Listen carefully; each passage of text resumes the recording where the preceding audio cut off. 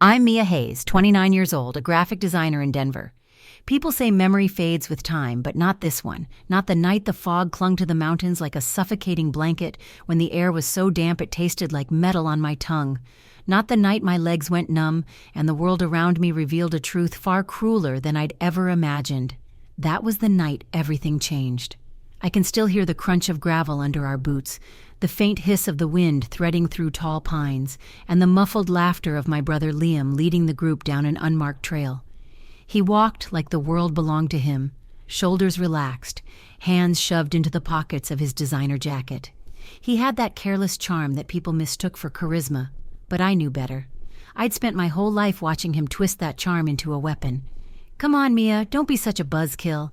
Hike with us. It'll be fun," he said, glancing over his shoulder, his grin just wide enough to show he wasn't asking. I hesitated.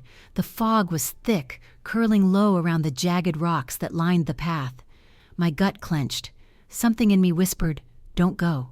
But my parents were right there, beaming at him like he was leading us into paradise. Dad clapped Liam on the shoulder, proud.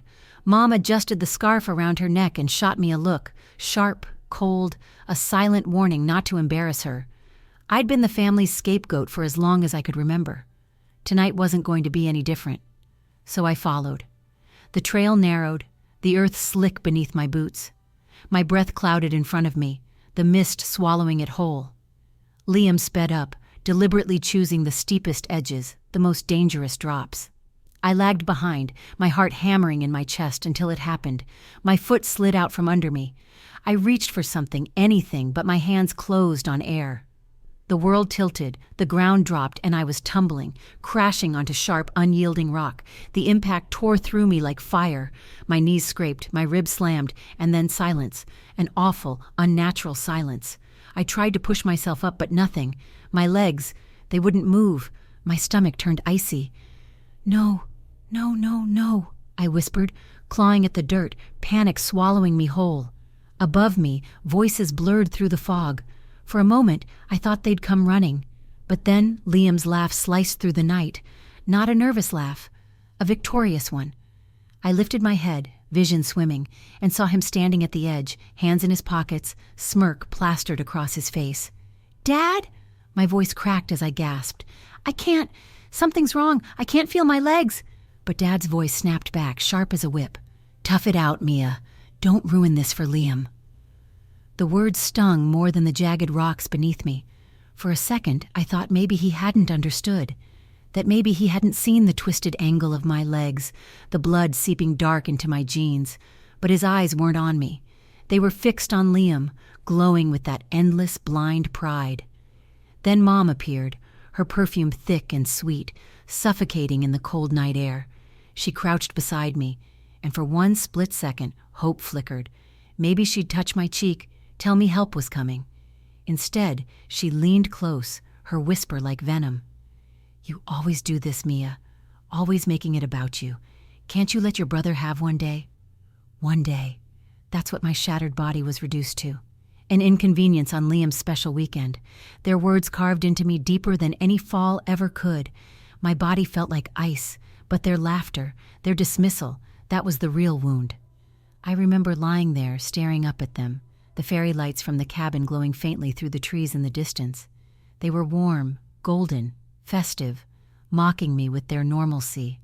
My parents' friends murmured in uneasy tones, some shifting their weight as if they wanted to help, but no one stepped forward. Liam controlled the stage. He always had, and in that silence I knew I wasn't just hurt. I was abandoned. Time blurred. My cries became hoarse whispers. At some point someone finally called for help, but the betrayal had already sunk in, deeper than bone. Hours later, inside the cabin, I watched Liam bask in the glow of admiration. People circled him, drinks in hand, congratulating him on his new startup like nothing had happened. My body ached, but something else pulled me back from the fog. A glimpse of his phone left carelessly on the table. The screen glowed, a single text staring back at me. 14 words that ignited something darker than fear.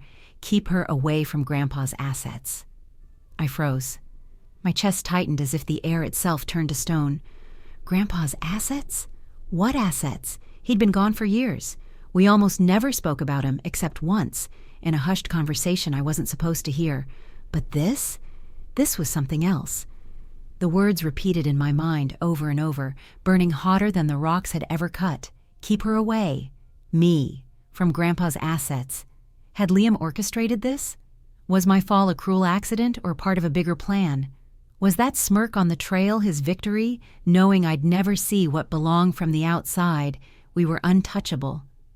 The Hayes family in suburban Denver looked like something out of a lifestyle magazine.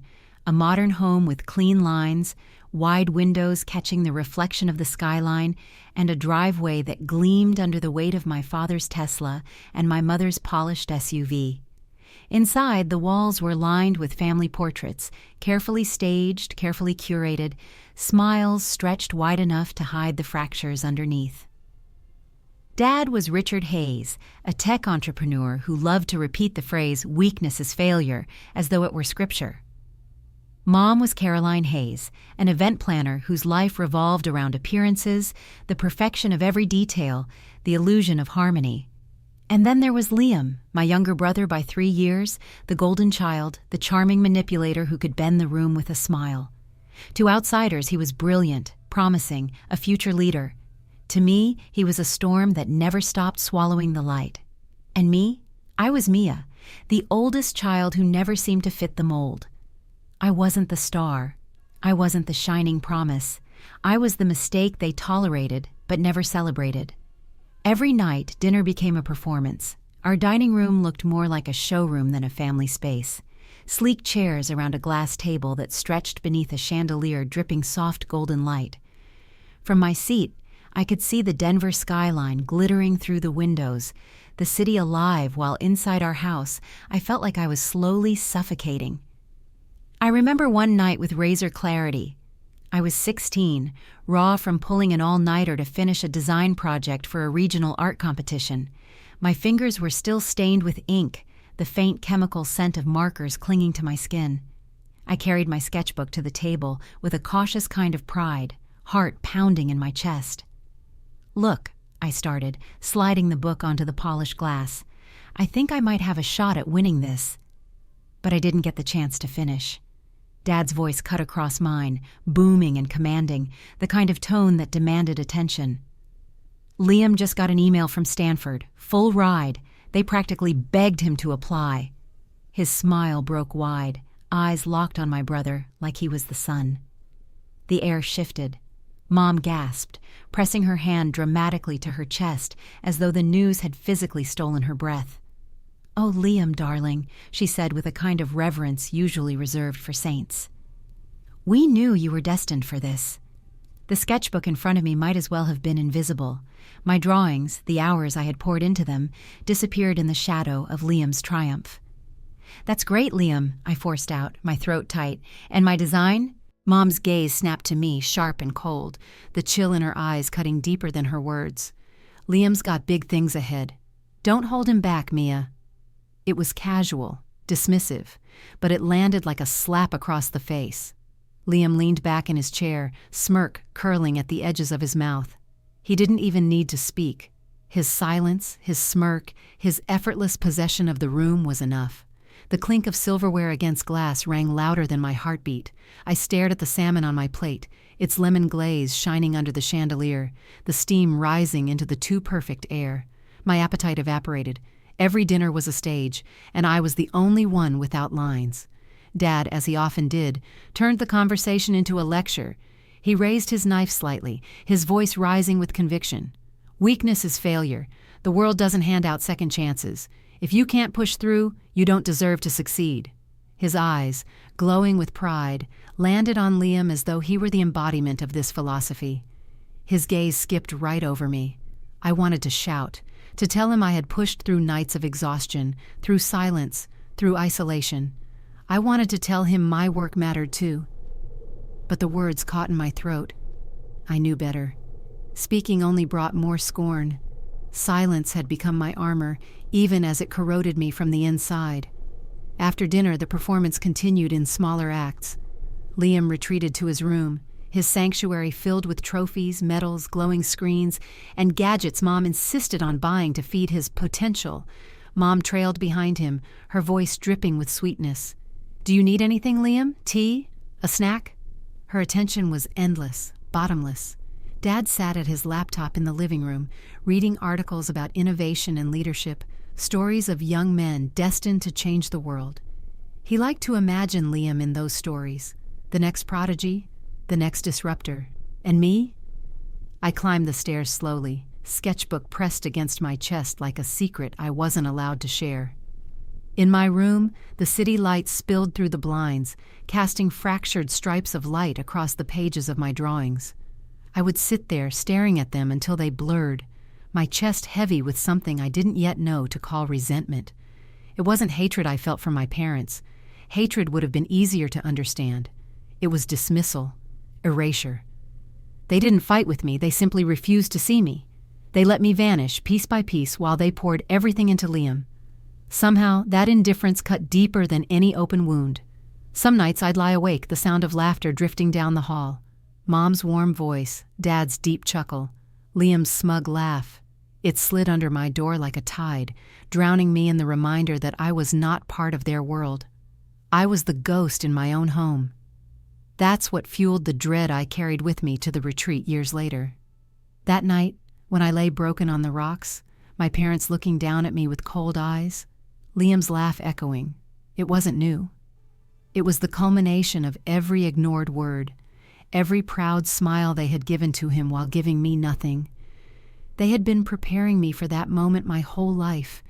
Every smile for Liam, every scolding glance for me, every dinner where my words went unheard, it had all been practice.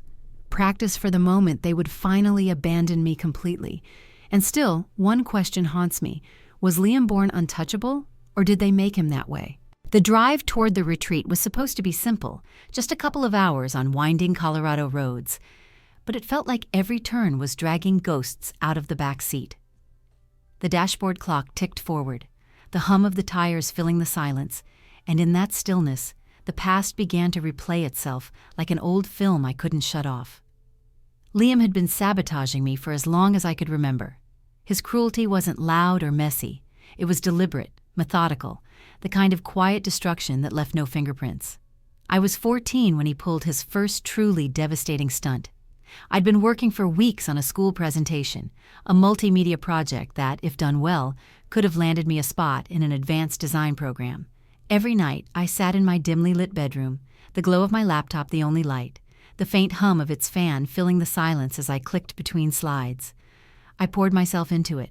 Fonts adjusted pixel by pixel, color palettes reworked until they felt alive, every transition timed perfectly. The night before it was due, I leaned back in my chair, stretching stiff shoulders, pride swelling as I saved the final draft. My room smelled faintly of ink and paper, my desk scattered with empty mugs and marker caps. I remember smiling, thinking for once, maybe I'd have something undeniable. Then, in a single blink, everything vanished. The screen froze, flickered, then went black. When it came back, my folders were empty, every slide, every file, gone. Panic surged. My fingers flew over the keyboard, clicking, searching, praying I'd hidden a backup somewhere. Nothing. The cursor blinked at me like a cruel joke, and then came the sound I dreaded, the creak of my bedroom door. Liam leaned against the frame, arms folded, face half lit by the laptop's eerie glow. His smirk widened, deliberate and sharp. "Rough night?" His voice was smooth, practiced, dripping with false sympathy. "You—" My voice broke as hot tears blurred my vision. "Did you touch my laptop?" He shrugged, casual, almost bored. "Maybe you should learn to protect your passwords. You're too easy." The humiliation hit harder than the loss. Rage flared in me, but it was smothered under the weight of his grin, the grin of someone who knew he'd already won. The next morning I tried anyway. I found Dad in the kitchen, steam rising from his coffee, sunlight bouncing off the stainless steel appliances. My hands shook as I gripped the counter. "Liam deleted my whole project," I said, voice trembling. "He hacked my laptop, I know he did." Dad didn't even look up. He took a slow sip, sighed, and shook his head. "You're just jealous of your brother's potential, Mia. Focus on yourself." Jealous. That word branded me. It didn't matter how many times I was hurt, the verdict was always the same. I was jealous, I was petty, I was invisible. At school, the sabotage didn't stop. Rumors began to circle, stories about me so detailed they had to come from someone close. My locker filled with scribbled notes, desperate, weird, pathetic. Friends I'd trusted avoided me, whispering when I walked by. One day, I stood in the hallway as laughter erupted from a group near the lockers. My name was buried in it, sharp and ugly. The fluorescent lights buzzed overhead, washing me in a sickly glow as I froze, holding books tight to my chest. And then I saw him. Liam, standing down the hall, hands shoved into his pockets, that same smirk plastered on his face. His eyes met mine for just a second, enough to let me know. He was behind it. His victories weren't accidents. They were calculated. And I was always the target. Even now, gripping the steering wheel as the mountain fog thickened around me, the memory of that smirk pressed into my gut. His smirk, as my project vanished, still cuts, like he always knew he'd win. But it wasn't just the pranks or the rumors that haunted me most. It was something else, something older. I must have been 11. Liam had a friend over, and I was supposed to be in bed. But our walls were thin, and curiosity kept me pressed against the hallway wall, listening. Their voices drifted from the den, low and conspiratorial. Grandpa had more money than anyone knew, Liam whispered, tone serious, almost reverent. Dad thinks it's gone, but it's not. You'll see. One day, I'll get it. The words hit me like ice water. Grandpa, money, hidden. My heart hammered against my ribs as I leaned closer, ears straining. Grandpa had died when I was 7. He was a shadow in my memory, strict, quiet, distant. Nobody in our family spoke about him, not really. It was as if his existence had been erased, but Liam's voice that night carried certainty, confidence, like he had a secret none of us were supposed to know. The next week I tried to ask. Dinner at our glass table, the city lights glittering outside like jewels. My voice barely carried across the clink of cutlery. Did Grandpa really leave us something? Mom's eyes snapped to mine, sharp and cold. Dad's jaw tightened, his knife pausing mid-cut. Don't dig up nonsense, Mia, he muttered. Focus on the present. Heat rushed to my face as Liam kicked me under the table, smirk curling again. My question was dismissed, buried under the weight of silence. But the seed was planted. Now, as I drove closer to the retreat, the fog curling low over the road, that memory gnawed at me. My chest tightened as I replayed it. What had Liam meant? What did he know about Grandpa that no one else would tell me? The silence in the car was suffocating, broken only by the steady thrum of tires on asphalt. My fingers tightened around the wheel until my knuckles turned pale. I caught myself holding on too hard, just like I used to clutch my sketchbook after family dinners, desperate to keep some piece of myself safe. I had thought I'd buried those childhood wounds, that they'd faded with time, like old bruises. But the truth was, they had never left me. They'd only waited, festering, until this moment, waiting to resurface now, on the road back to Liam, back to the place where his secrets and Grandpa's shadow were tangled together. A chill spread down my spine as the retreat loomed in my mind. I didn't know what I was driving toward, but unease settled in my stomach like a stone. I knew one thing, Liam was at the center of it, just like always, and whatever Grandpa had left behind, whatever Liam had whispered about that night, was waiting in the shadows, ready to consume me. By the time I was 20, I thought I had escaped. I thought I had carved out a life that was finally mine, untouched by the shadow of my family. I rented a small but bright apartment downtown in Denver, a corner space where floor-to-ceiling windows looked out over the city. At night, the skyline glowed like a living painting, neon signs flickering, headlights weaving through the streets, laughter rising from the bar below. For once, I didn't feel suffocated by silence. I wasn't the girl in the background anymore. I was building something of my own. Work was exhausting, but in the best way. My days at the marketing firm were filled with tight deadlines, design meetings, and the constant tap of keyboards echoing through the open-plan office. My desk was chaos, coffee mugs with rings of caramel residue, sticky notes layered on top of one another, pens scattered everywhere. But it was my chaos. I lost myself in fonts and shapes, in carefully chosen colors that told stories louder than words. Every time my design lit up a presentation screen, I felt a quiet pride. I was seen. Therapy helped me hold it all together. My therapist's office was small, lined with bookshelves and a faint smell of lavender. She taught me how to breathe through the old voices in my head, how to untangle myself from years of manipulation. On quiet nights, I'd roll out my yoga mat in the living room, the wooden floor cool against my palms, and practice the breathing she'd shown me. Inhale, exhale, whispering to myself, "You are not weak, you are not invisible." For a while, I believed it. But the thing about family is that they don't need to be in the room to reach you. Their voices linger, finding cracks to slip through. It started with a text. Late on a Thursday night, my phone buzzed against the bathroom counter as I brushed my teeth. Under the harsh glow of fluorescent light, foam still on my lips, I glanced down. "Mom, Liam's planning something huge. It would mean so much if you came." I set the phone down without replying, irritation burning beneath my skin. The next morning, in the middle of a meeting, the screen lit up again. "Mom, family unity is everything. Don't make us look divided."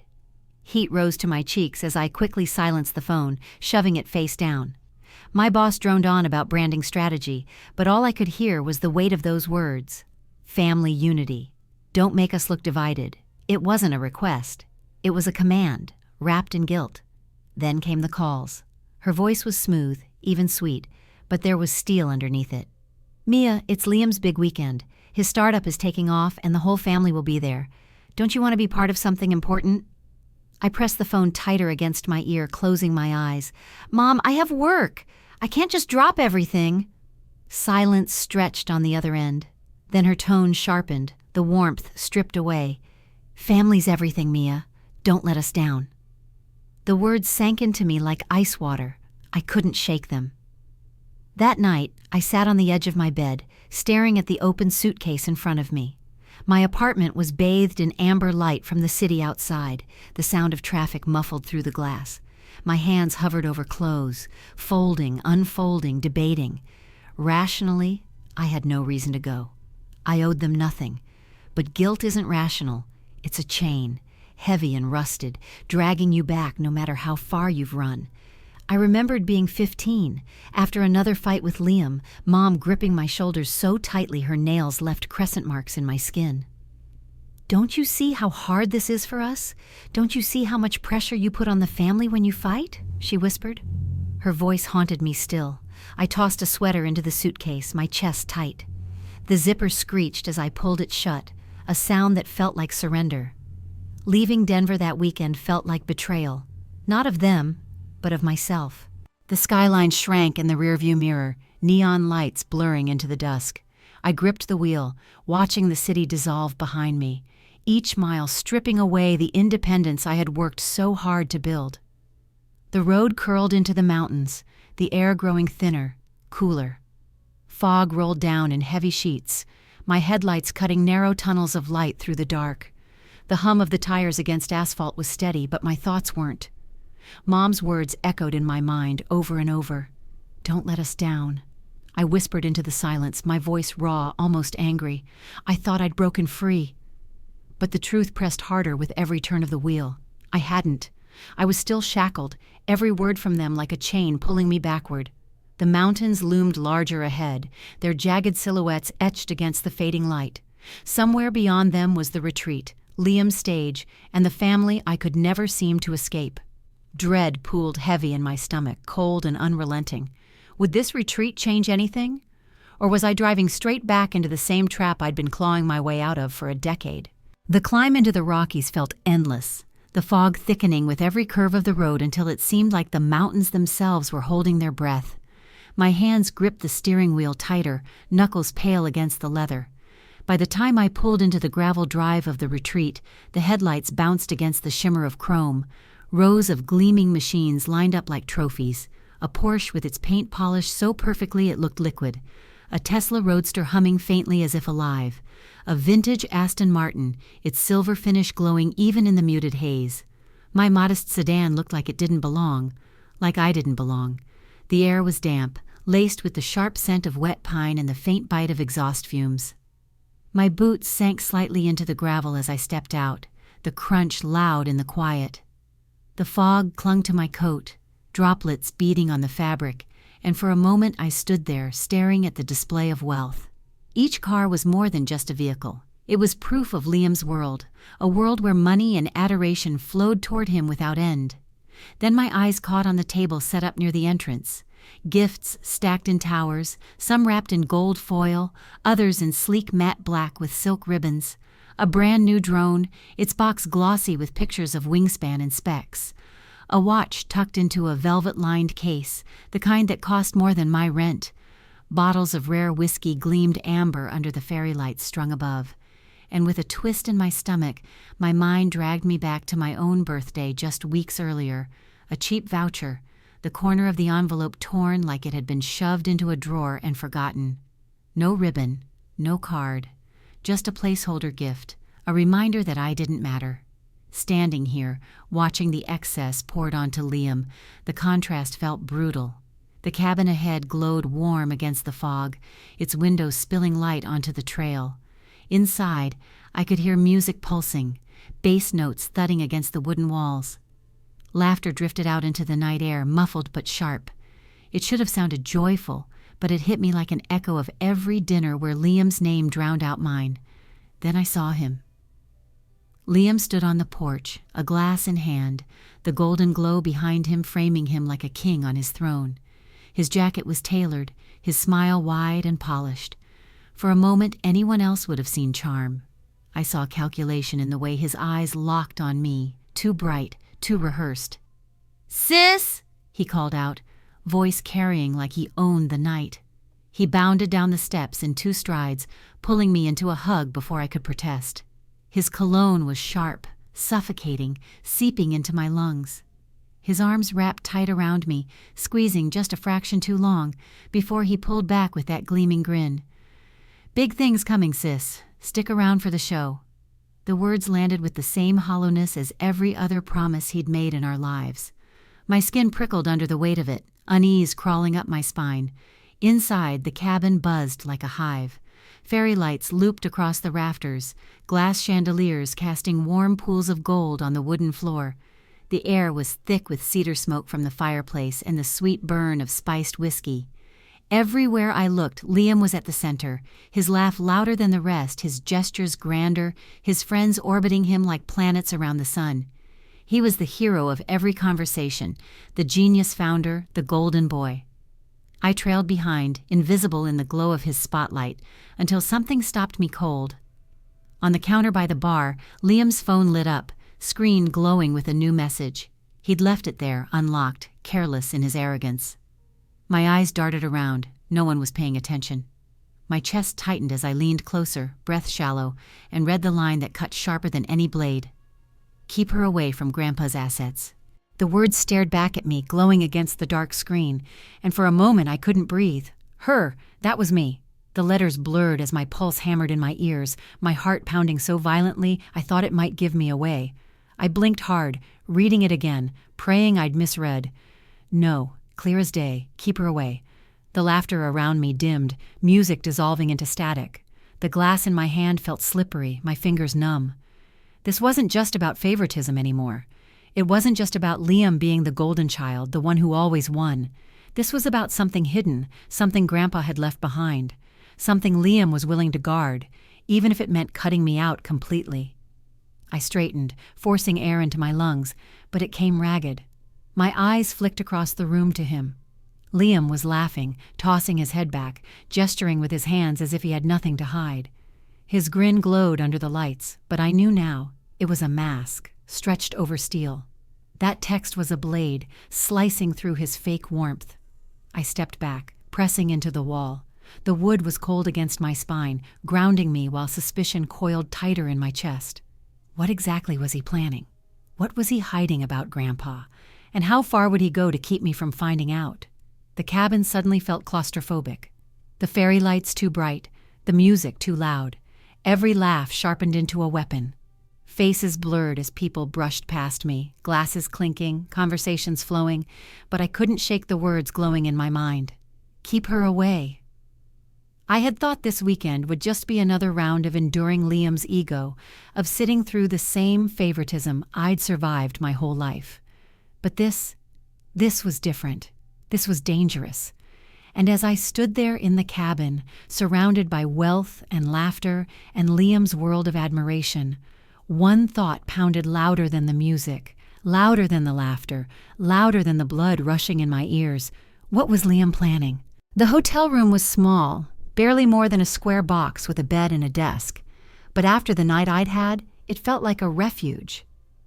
The walls were painted a pale beige, the kind of color meant to calm, but that always made me feel like I was trapped in a waiting room. A single lamp on the nightstand glowed soft yellow, throwing shadows across the carpet. The heater hummed steadily, filling the silence with its low vibration.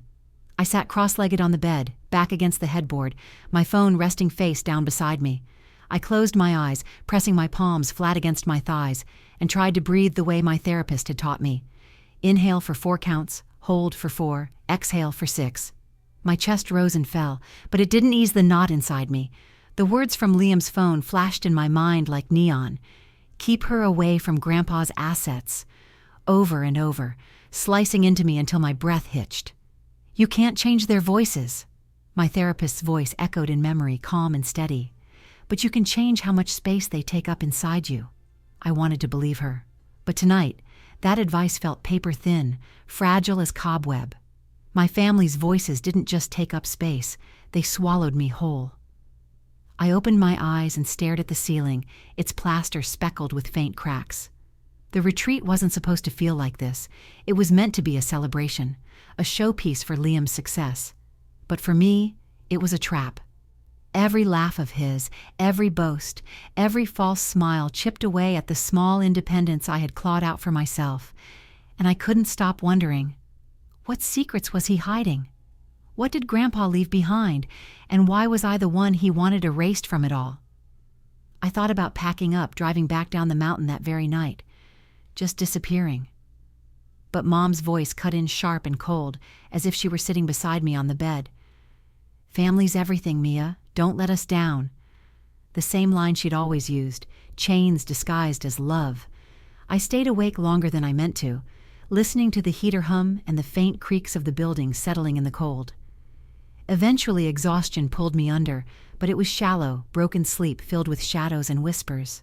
By morning the fog outside was still thick, clinging to the trees like gauze. My reflection in the mirror looked pale, eyes rimmed red, but I forced myself to get dressed and drive back to the retreat. The deck was crowded when I arrived, voices loud and bright against the quiet of the woods.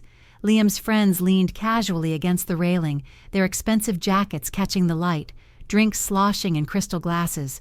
Their laughter rolled across the air, sharp against the chill.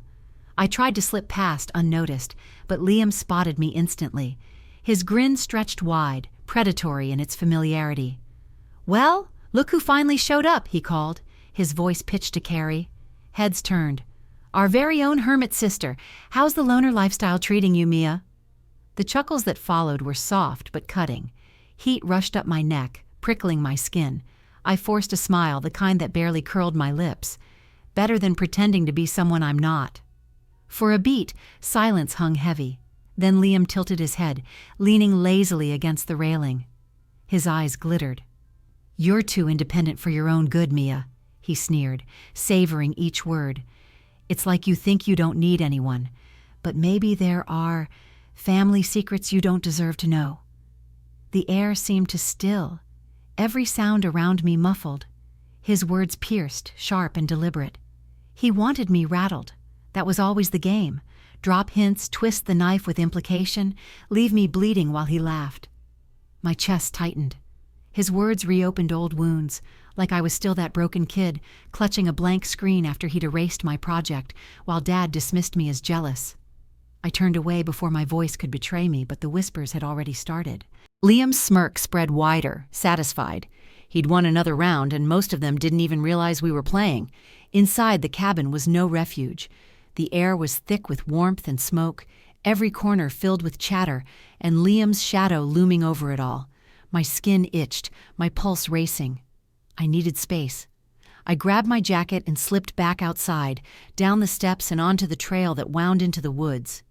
The fog was heavier now, curling low across the damp ground. My boots sank slightly into the earth, pine needles crunching softly underfoot. The air smelled of resin and wet bark, sharp and grounding. For a moment, the quiet soothed me. No laughter, no smirks, no voices dragging me back into their game. Just the trees, the mist, my own breath puffing white in the cold. But then I saw it. A shape, just at the edge of my vision, half swallowed by fog. A figure standing among the trees, too still, too deliberate. Watching. My breath caught. "Hello?" My voice cracked in the silence. No answer. The figure didn't move. Then, in the blink of an eye, it was gone. Whether swallowed by mist or slipped deeper into the woods, I couldn't tell. My skin prickled, the hairs on my arms rising under my jacket. I strained to hear something, footsteps, twigs snapping, but there was only the faint murmur of the party behind me. My fists clenched, nails digging into my palms. Was it one of Liam's friends sent to unsettle me? Was it Liam himself, testing how far I'd follow? Or was my mind betraying me, paranoia painting shapes in the fog? I turned back quickly, heart pounding, every crunch of my boots against the wet ground sounding too loud, too exposed. The glow of the cabin lights flickered through the mist ahead, a blurred beacon. I pushed toward it like it was the only lifeline left. Back on the deck, the laughter hit me again, louder, sharper. I tried to blend into the crowd, but the words replayed in my head, relentless. Family secrets you don't deserve to know. Inside, I smiled where I had to, nodded at meaningless chatter, but my chest stayed tight, my skin buzzing with unease. The fog pressed against the windows from outside, thick and impenetrable, as if the world itself was closing in. I felt caught between two cages, the family's expectations inside, the shadows of the woods outside. And in that moment, with Liam's grin burning in my memory and the phantom figure still lurking at the edge of my mind, one question clawed at me with every beat of my heart. Can I trust anyone here? The morning air was sharp and damp, the kind that sank into your bones and left a chill you couldn't shake. Fog coiled through the trees like it had been waiting for us, swallowing the trail in thick curtains. Every step I took toward the cabin felt heavier, as if the earth itself wanted me to turn around. Liam's words from the night before clung to me. Family secrets you don't deserve to know. They weren't just words, they were a threat, and I couldn't forget them. When I reached the porch, I saw him instantly. He was surrounded by friends, the center of gravity in every room, every group. His laugh carried over the sound of clinking glasses, smooth and commanding, and then his gaze slid toward me. A grin spread across his face, wide, deliberate, too polished to be real. "Come on, Mia, don't be a buzzkill. Hike with us," he called, his tone dripping with mock cheer. His arm rested casually on a friend's shoulder, his body language daring me to say no. My whole being screamed against it. The fog was thick, the path slick, and my chest already ached with dread. I didn't want to go, but then I saw Dad leaning on the porch rail, arms crossed, watching me with a silent warning. Mom's lips pressed into that thin, judgmental line I knew too well. If I refused, I wouldn't just be opting out of a hike. I'd be branded again as the selfish one. The problem. So I forced a brittle smile and nodded. Fine. The group cheered, laughter spilling into the mist. We set out, boots crunching against the gravel. The trail wound higher, narrower, skirting the edge of a steep drop. Loose stones shifted beneath my feet, each one sending tiny avalanches down the cliffside. The air smelled of wet stone and pine sap, sharp and metallic, almost like blood. My heartbeat quickened, echoing in my ears louder than the chatter around me. "This way!" Liam's voice rang out from the front. He gestured toward an unmarked trail that cut away from the main path. The posts where warning signs should have been stood bare, splintered as though they'd been torn off on purpose. My stomach clenched. "Are you sure this is safe?" I asked, my voice thin against the whistling wind. He turned back, his grin flashing, eyes glinting. "Relax, sis. Live a little." His friends followed without hesitation, their trust in him absolute. I hesitated, but the weight of their stares pushed me forward. The fog thickened, curling around us like a living thing, blinding us to what lay ahead. The ground grew slick with moss, and the cliff edge loomed closer. My breaths came shallow, uneven. And then it happened. My boot slipped. At first, just a small shift, gravel crunching underfoot. Then the world tilted violently. My arms shot out, fingers clawing at the air, desperate for something solid. But there was nothing. My scream tore through the fog as my body pitched forward, sliding down the incline. Time shattered into fragments. The jagged rocks below gleamed wet and cruel, like teeth waiting to devour me. The cold air whipped past my face, pulling the scream straight from my throat. My stomach lurched as gravity dragged me down, every heartbeat a hammer in my chest. The impact came like an explosion. My body slammed against the rocks with a sickening crack. Agony shot through me, blinding and absolute, then gave way to something worse, numbness. My legs bent at angles that weren't human, but I couldn't feel them. Terror swallowed me whole. I gasped, clawing at the dirt, fingernails tearing against stone. Nothing. My body refused me. Help! Somebody help me! My voice cracked, ragged and desperate, carried away by the mist. Figures gathered at the top of the trail, shadows blurred by fog. For a heartbeat, I thought they'd rush down. But then I saw him, Liam. He stood a few feet away, perfectly still, his silhouette sharp against the mist. His face was clear, deliberate. Not horror, not panic, satisfaction. His lips curved into a smirk, his eyes gleaming with intent. My chest caved in. This wasn't an accident. The missing warning signs, the unmarked trail, he had set me up. And when I fell, he didn't flinch. He reveled in it. Tears burned hot against my cold cheeks. "Please, I can't feel my legs. Help me!" My screams tore through the silence. My fingers dug deeper into the earth, scraping at roots, but I couldn't move. The group above shifted, uneasy. I could see their hesitation, the way their eyes flicked to Liam, waiting for his cue. They didn't move. They didn't come. His power over them was stronger than their instinct to help me. He didn't speak. He didn't need to. The smirk said everything. My body trembled, broken against the rocks, but it was the betrayal that cut deepest. Not just the pain in my spine, not just the numbness swallowing my legs. It was the silence. Their silence. His silence. The abandonment I had felt all my life, now carved into my body. My legs were gone, but his smirk screamed louder than the pain. This was no accident. The fog pressed down heavier, muffling the world. The jagged rocks dug into my back, the cold seeping into my bones. My breath came in shallow bursts, each one a fight, and as my voice grew hoarse, my body failing me, one thought burned hotter than the agony tearing through me. Who would help me now? The rocks beneath me were merciless, digging into my spine, their edges sharp and cold against skin already torn and bruised. Every nerve screamed in pain, but worse was the dead silence in my legs. I tried to shift, to move, to do anything that proved I wasn't trapped inside my own body, but nothing happened.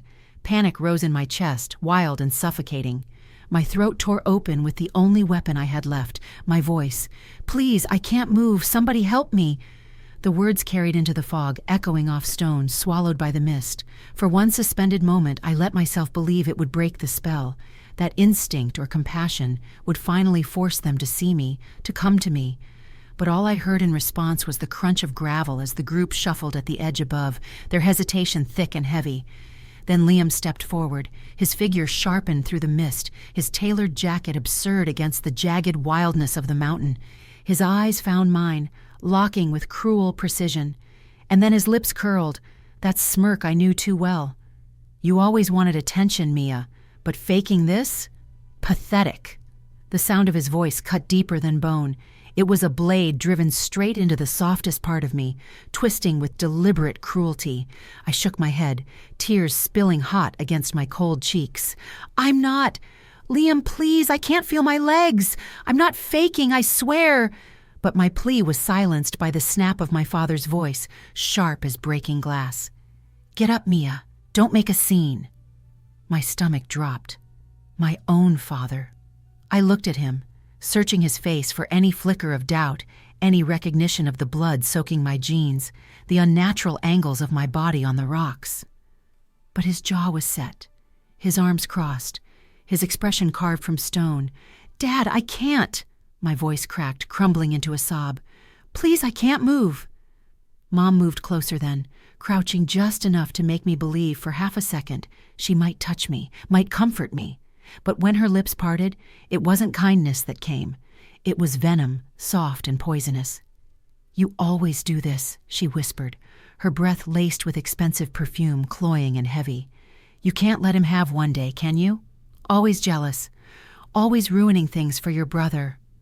The word, jealous, hit like a brand searing into old scars.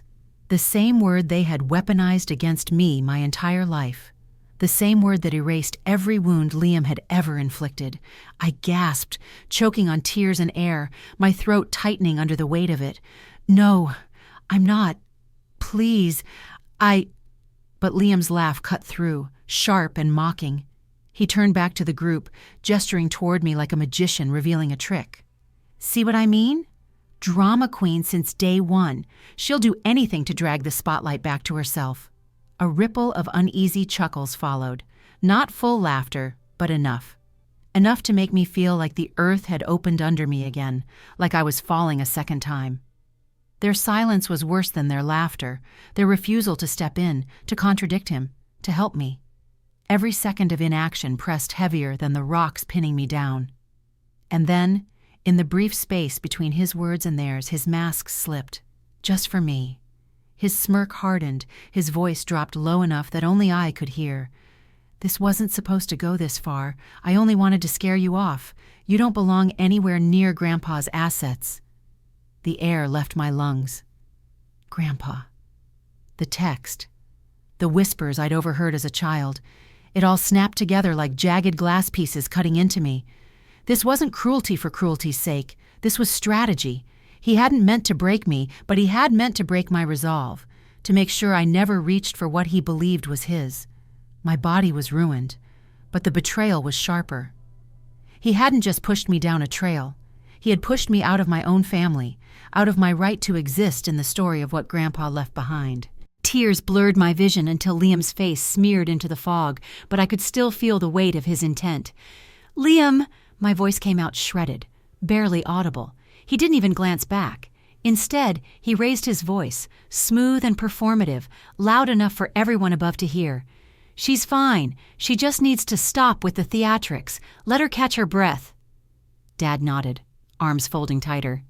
Mom sighed, rolling her eyes as if my twisted body were nothing more than a tantrum she was forced to endure. My spine throbbed with every ragged breath, but worse than the pain was the hollowness blooming inside me. They weren't coming, not one of them. Their loyalty wasn't to truth or compassion. It had never been to me. It was to him. Always him. I screamed again, but my voice cracked, thin and hoarse, breaking apart in the cold mist. The sound didn't carry far, and even if it did, no one moved. My sobs folded into silence, my chest heaving against the jagged stone. Above me, Liam's friends whispered uneasily, their faces hidden by the fog. No one dared break from his shadow. Their inaction screamed louder than his mockery. The betrayal wasn't just his, it was theirs. All of them. The cold seeped deeper into me, into marrow, into thought. The cabin lights glowed faintly in the distance, warm and golden, mocking me with their unreachable promise of safety. And here, surrounded by family and strangers alike, I had never felt more utterly abandoned. His words echoed inside me over and over, a knife twisting deeper than the rocks in my back. Faking this, pathetic, don't belong. And as my body trembled against the earth, broken and unseen, one thought rose above the pain, cruel and undeniable. How could they abandon me? The rocks beneath me were merciless, pressing into my back with jagged edges that seemed to pulse with every shallow breath I took. The cold had seeped so deep into me I couldn't tell where my body ended and the mountain began. My screams had thinned into raw sobs, echoing weakly in the fog, when I heard a voice that didn't sound like mockery or dismissal. "Make room! Move!" The tone was sharp, urgent, and commanding. The crowd shuffled, their whispers faltering as a figure pushed through. A woman, sturdy and focused, her braid brushing against a weathered jacket, crouched down beside me. A reflective patch glimmered on her sleeve. Retreat staff, first aid. "I'm Ava," she said quickly, her voice steady but warm. "I'm a nurse. Don't move. Just breathe. You're safe now." Her words reached me like a rope thrown into stormy water. My panic slowed, tethered to the calm in her tone. Her hands moved with precision, palms firm on my shoulders, assessing the angle of my spine. She leaned close, smelling faintly of pine and antiseptic, and whispered, "Stay with me. Don't close your eyes." I clung to that voice, desperate for something solid. "She's fine," Liam interrupted, stepping forward with that mock concern that had always fooled everyone else. "She does this. Drama queen move. Probably just wants attention." Ava's head snapped toward him, eyes flashing with indignation. "No," she said firmly, her voice cutting through the murmurs. "This is serious. Her legs aren't responding, and the trail behind us—" She pointed with a quick jerk of her chin. "The warning signs were pulled. This trail was sabotaged." The air shifted. Whispers surged through the group. My chest heaved as I saw it, the flicker of panic Liam couldn't hide before he forced out a laugh. "Just a prank," he muttered, too quickly, too thin. "I didn't mean for her to—" "You what?" Ava's voice cracked like a whip. The smirk faltered. For the first time, his confidence cracked. He looked smaller under her gaze. Before the silence could settle, the mountains echoed with the wail of sirens. Red and blue lights bled into the fog, painting the trees in harsh pulses. The rumble of engines cut through the stillness, followed by the sharp commands of officers and paramedics rushing up the trail. Radios buzzed, stretchers clanged open, and boots thundered on gravel. Ava didn't flinch. She stayed with me, her hand never leaving my arm. "Pulse rapid," she called to the medics. "Breathing shallow, lower extremities unresponsive, likely spinal trauma. We need a board and collar now." The words blurred, but her steadiness grounded me. Flashlights swept the trail, beams bouncing off the broken posts where warning signs once stood. One officer turned toward Liam, the light fixing on his face, catching the sheen of sweat along his temple. "Sir, we've had reports of tampering here. Do you know anything about that?" Liam gave that hollow laugh, the one I knew too well. "It was nothing. I just wanted to scare her. She overreacted." The words punched the air out of my lungs. He admitted it, here, in front of everyone. Not to protect me, not to help me, but to excuse himself. But Ava wasn't done. Her sharp gaze darted to a black backpack slumped near Liam's feet. In the chaos, he had dropped it. Without hesitation, she pulled it closer and unzipped it. "Hey!" Liam lunged forward, but an officer caught his arm, shoving him back. Ava's hands moved swiftly, pulling out a folded envelope, edges yellowed and creased. The handwriting across the front was unfamiliar, but carried the formality of something legal, something old. She scanned it quickly, her lips pressing tight. "This is a letter," she said, her voice rising above the noise, "from a law office. It references your grandfather's estate." Gasps spread through the crowd. My parents froze in place, their faces going pale under the flashing lights. Mom's hand fluttered to her chest. Dad's jaw clenched hard enough to grind bone. My breath hitched. The words "Grandpa's estate" burned into me. The text I had seen. The whispers I was told to forget. The inheritance no one admitted existed. Proof in Ava's hands undeniable. The officer took the envelope carefully, gloved hands steady. "This is evidence. Sir, you're coming with us." "No, you don't understand," Liam stammered, his voice breaking, stripped of its charm. "It's not what it looks like. I didn't mean—" "She's exaggerating."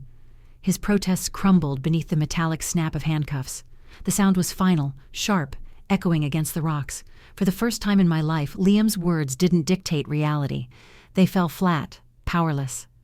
As paramedics slid a brace under me, strapping me to a board, I caught one last glimpse of Liam. His mask of confidence shattered, his smirk gone, replaced with fury and fear. The crowd's silence no longer protected him. Ava leaned closer, squeezing my hand gently. "You're not alone anymore," she whispered. Her words sank deep, filling the hollow places my family had left behind. She was right. Someone had finally seen me, not as Liam's jealous sister, not as the scapegoat, but as someone worth saving. The paramedics lifted me onto the stretcher, and the cold night tilted around me. The flashing ambulance lights strobed the fog, red, like a heartbeat pulsing through the dark. As they wheeled me forward, the mountain air bit at my face, but hope burned warmer than the pain. I closed my eyes for a moment, holding on to Ava's words, holding on to the truth that Liam was no longer untouchable. Yet even as the sirens wailed and the ambulance doors slammed shut, one thought gnawed at me. Ava had found the letter. Proof of Grandpa's estate. Proof Liam had hidden it. If Liam knew, who else had known all along? The road blurred beneath the ambulance's tires. But one truth was clear. The betrayal was deeper than I had ever imagined, and this was only the beginning. When I woke again, the world was no longer mist and jagged stone, but sterile white walls and humming machines. The smell of antiseptic stung my nose, sharp and inescapable. A fluorescent light buzzed overhead, its glare flattening everything into harsh lines. The sheets beneath me were stiff, scratchy, and far too heavy for my weakened body. The steady beeps of a monitor cut through the silence, steady, precise, like a countdown I had never agreed to. Pain roared through my body, hot and electric, radiating from my spine and stabbing into every nerve above my waist. But below, there was nothing. My legs lay beneath the thin blanket, still and foreign, like props placed at the end of my bed. I willed my toes to twitch, my calves to tense, anything, but the silence in my body screamed back at me. Panic surged. My chest tightened until my breaths came in shallow bursts. The beeping on the monitor quickened, echoing my fear. Each sound was another second gone, another reminder that my life was no longer my own. The monitor's beeps felt like a countdown to a life I didn't choose. The door opened with a soft creak, and a man in a white coat stepped inside. He had weary eyes behind his glasses, the kind that had seen too many patients break under hard truths. He pulled a stool close to my bed and sat down, his voice calm but weighted. "Mia," he said, "you suffered an incomplete spinal cord injury. That means the cord wasn't completely severed. You've got a chance to walk again, but it's a long road, months of therapy, maybe years." I swallowed hard, my throat burning. "And if I don't?" My voice was barely a whisper. He didn't look away. "Then you may regain partial movement, some strength. But full independence will be difficult, and—" His pause was brief but devastating. "The delay in getting you here made things worse. If you'd had immediate care, your odds would be higher." Delay. The word cut deeper than the diagnosis. I saw Dad scowl. "Get up, Mia, don't make a scene." Mom's whisper, "Always jealous, always ruining his day." Liam's smirk. Their refusal hadn't just broken me emotionally. It had stolen something irreplaceable. Tears blurred my vision, hot streaks against my cold skin. I turned my face toward the window. Beyond the glass, Denver's skyline twinkled faintly in the distance, fragile and distant. That city had been my escape, my independence. Now it felt like a dream slipping further out of reach. The doctor rested his hand lightly on the railing of my bed. "You're young. You've got resilience. But you'll need determination, Mia. More than ever." The word sank into me. Determination. A reminder of the girl who once clutched a sketchbook, pouring her dreams into pages no one else cared to see. Maybe she hadn't been erased. Maybe I could find her again. Time blurred after he left. Nurses drifted in and out, their footsteps soft against the linoleum. The hiss of oxygen filled the room, mingling with the faint click of keyboards at the nurses' station beyond my door. Every sound was magnified in the sterile quiet. I lay there, trying not to drown in the weight of silence. But the stillness cracked when two uniformed officers stepped inside. One held a notebook, his pen already poised. The other carried a manila envelope. Their presence made the air heavier, the beeping monitor louder. "Miss Hayes," the officer with the notebook said, his tone firm but edged with sympathy. "We've reviewed the letter Ava recovered. It's authentic. Your grandfather left behind a substantial estate, properties, trusts, assets. It appears your brother intercepted the paperwork years ago and hid it from your parents." My breath caught, the pieces locked into place, Liam's text, his smug hints, his sudden obsession with control. The shadows of suspicion that had haunted me since childhood now stood in front of me, undeniable and solid. The officer continued, "Your brother admitted he only wanted to scare you off, keep you from asking questions about the estate. He didn't anticipate how serious your injuries would be, but sabotage is sabotage. He'll face charges." The words should have lifted me. Justice at last. But all I felt was hollow, because justice couldn't make my legs move.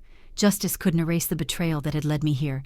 I closed my eyes, letting the rhythmic beeping pull me deeper into thought. Liam's voice replayed in my mind, venomous and sharp. "You always wanted attention, Mia. Faking this? Pathetic. No longer just insults, now scars, permanent. But beneath the ache, something else flickered, small, fragile, but real." Ava's words replayed too. "You're not alone anymore." The doctor's steady tone echoed. "You've got a chance." Maybe those were enough. I opened my eyes and looked again at the skyline. The city lights shimmered like fragments of hope scattered across the dark, glowing faintly against the night. My body was battered. My family had abandoned me, but I was still here. The scars, both the ones carved into my spine and the ones etched into my soul, would not disappear, but maybe they could be fuel. Could I rebuild? Could I take the pieces Liam had tried to shatter and make something stronger, something mine? The questions burned hotter than the pain. And though I didn't have the answers, I knew one truth. I was not erased. I was still breathing, still alive. And maybe, just maybe, that was the beginning. The first months after the hospital were brutal. Recovery wasn't just about the body. It was about the mind, the will, the stubbornness to believe that tomorrow might be better than today. Every morning at the rehab center began the same. The smell of disinfectant stinging my nose, the rubbery squeak of sneakers on polished floors, the faint clatter of walkers and crutches. My therapist, a woman with steel in her voice but warmth in her eyes, would place her hands firmly on my shoulders and say, "Again, Mia, one more step." Those early steps weren't really steps at all. They were half shuffles, half collapses, my arms burning as I gripped the parallel bars. Sweat rolled down my back, the effort twisting my face until I barely recognized myself in the mirror across the room. But every time I wanted to give up, I remembered Liam's smirk, my parents' dismissive voices. Their betrayal became fuel. If they had written me off, I would prove them wrong. The news came in fragments while I healed. Liam was sentenced to prison, intentional harm, with evidence of tampering and coercion. His charm didn't save him this time. My parents weren't spared either. Their negligence and role in suppressing the estate documents earned them probation and a forced settlement. They had to liquidate parts of their assets to cover restitution. It was strange. Justice wasn't triumphant. It was quiet, heavy, like the closing of a door that could never reopen. Back in Denver, my apartment became both a sanctuary and a battleground. I adapted. Railings installed, a desk set higher to fit a modified chair, devices to make independence possible. My career shifted too. Remote design work gave me a new rhythm. Clients never saw the braces on my legs through the screen, only the sharp lines of logos, the vibrant palettes, the worlds I created pixel by pixel. In a strange way, my injury forced me to carve out a professional life that belonged fully to me, no longer overshadowed by family names or comparisons. And then there was Ethan. I met him at a local coffee shop, the kind of place with scratched wooden tables and the smell of roasted beans that clung to your hair. He was giving a talk about accessibility and activism, his voice steady, his presence magnetic. He noticed me scribbling notes in the corner, and by the end of the hour, he sat across from me asking about my story. His questions weren't prying, they were thoughtful, patient. For the first time in a long while, I felt seen without judgment. We began to meet often, sometimes at that coffee shop, sometimes on slow walks in the park, sometimes just on video calls when I was too drained from therapy to move. His laughter was easy, his encouragement steady. He reminded me of who I was becoming, not just what I'd lost. Slowly, cautiously, I let myself fall for him. But trust for me was fragile, always hanging by threads. And one night, in the soft glow of my apartment lamps, one of those threads snapped. We had been talking about my grandfather's estate, about the trial, about the weight of secrets. Ethan grew quiet, his gaze dropping to the floor. I pressed him, sensing something shifting in the air. Finally, he whispered, "I should have told you, Mia, but I didn't know it had come to this." My stomach dropped. "Told me what?" His hands twisted together, knuckles whitening. "Liam, he mentioned the inheritance once, months before all this. I didn't think it was real. I thought it was one of his games. I didn't want to burden you with rumors, not when you were already fighting so much." The words hit harder than I expected. Another secret, another silence, and this time It was from someone I had begun to trust, to believe in. His eyes searched mine, guilty, desperate. "I didn't mean to hurt you," he pleaded. "I swear, Mia, I never thought it would go this far." I sat there, heart hammering, the hum of my refrigerator filling the silence. Betrayal burned familiar in my chest, but it was different now. This wasn't Liam's smirk, or my parents' cruelty. This was hesitation, cowardice, a choice to protect me, or maybe to protect himself, by keeping me in the dark. Ethan's silence hurt, but I'd learned my worth didn't need his validation. I breathed in slowly, the way my therapist had taught me, letting the air expand my chest before I let it go. My voice was steadier than I felt. "You should have trusted me with the truth. That choice wasn't yours to make." He nodded, shame written across his face. "I know." The night ended quietly. He stayed, but a new distance stretched between us, one that wouldn't vanish overnight. Still, as I lay in bed later, staring at the Denver skyline flickering outside my window, I realized something important. My family's betrayal had once defined me. It had nearly destroyed me. But this wasn't the same. I had grown stronger, not because of Ethan, not because of anyone else, but because of me. The braces on my legs were still there. The scars would never vanish. Trust had cracked again, and I didn't know if it could be rebuilt. But the difference was, I no longer doubted myself. The road ahead was bittersweet, uncertain, but it was mine. And as I closed my eyes, I held on to one truth. Even broken trust couldn't take away the strength I had finally claimed for myself. 2 years. It feels like both a lifetime and a single breath. When I think back to the rocks, the fog, the silence of my family, I can hardly believe I'm still here. But I am. And more than that, I am free. My mornings now begin with light. Sunlight streams through the tall windows of my Denver apartment, casting long golden beams across polished wood floors. The wheels of my chair hum softly as I move through rooms designed for me, not against me. Wide doorways, smooth ramps, low counters, every detail whispers, "This space belongs to me, not to Liam, not to my parents, to me." The first sound of the day is often the cheerful chime of my laptop. Notifications fill the screen, faces from across the globe, waiting to connect. Survivors. Some whisper their stories with trembling voices. Some speak with laughter that feels forced but growing stronger. They are people who know what it means to be betrayed, to be abandoned, to scream for help and be met with silence. I roll forward, click the webcam on, and their eyes meet mine through the screen. They expect wisdom, but often all I give them is honesty. "I know what it's like," I tell them, my voice steady. "I know what it feels like when the people you thought would protect you are the ones who hurt you, but I also know what it's like to rise again." They nod. They cry. They write me letters afterward, letters I keep stacked on a shelf beside my sketchbooks. That shelf is my favorite thing in this home. Not because it's perfect or neat, it's messy with papers and drawings, but because it holds proof. Proof that pain can be repurposed into something bigger than itself. I've learned that mentoring is less about giving answers and more about giving presence. Sometimes I just remind them, "You are not alone." Because I remember how it felt to scream into fog and hear only my own echo. My wheelchair doesn't trap me, it carries me. And slowly, my legs have begun to carry me too. In therapy sessions, I grip the parallel bars, sweat dripping down my temples as I will my muscles to respond. Sometimes it's just a twitch, sometimes a shaky step. Every inch is victory. I breathe hard, I cry sometimes, but I never stop. My body may never return to what it was, but I am not less. I am more. And Ethan, he's there. Every step, every fall, every late-night frustration when the pain is too much. Tonight he sits across from me at the kitchen table, Denver's skyline glowing in the window behind him, coffee brews in the background, filling the room with warmth. He listens as I finish a session with my survivors group, the faint laughter of a young woman still echoing from the laptop speakers. When I log off, Ethan leans forward, eyes soft. "You showed me what real strength looks like," he says quietly. Once I wasn't sure if I could believe him again.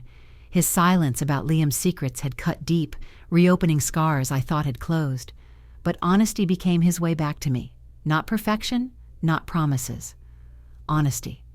He learned that trust isn't about never falling. It's about owning the fall and choosing truth every single time after. And he's proven himself, over and over. My parents faded into the background after that. The settlement forced them into accountability, but they never gave what I once longed for: apologies, love, acknowledgement. I stopped waiting. I stopped wanting. Blood may have betrayed me, but chosen love saved me. My days now are filled with design projects, sketches turning into logos, campaigns taking shape on my screen. My work isn't just a job anymore. It's part of my healing. My nights are filled with Ethan's laughter, coffee that brews too late, debates about films that stretch past midnight. Weekends? They're for my chosen family. Survivors who became siblings, friends who became anchors. A community that holds me tighter than blood ever did. Sometimes, in the stillness of night, I trace the scars on my legs with my fingertips. They're rough, uneven, raised like roads carved across skin. Once I saw them as ugly, now I see them as maps, records of where I've been, reminders of what I survived. My scars are mine, but they don't own me anymore. They remind me of the girl who refused to stay broken. And now, I turn to you, because I know I'm not the only one. Have you ever been betrayed by someone you trusted? Have you ever been silenced, dismissed, made to feel invisible? More importantly, how did you find your strength again? Share your story in the comments. Hit like, subscribe, and share this video, because somewhere out there another voice is screaming into silence, waiting for a hand to reach through the fog. Maybe your story will be their lifeline. I survived betrayal. I survived abandonment. I survived Liam. And I rose stronger. So I'll leave you with this. Betrayal may break you, but it doesn't have to define you. You get to write the ending. The only question is, what will yours be?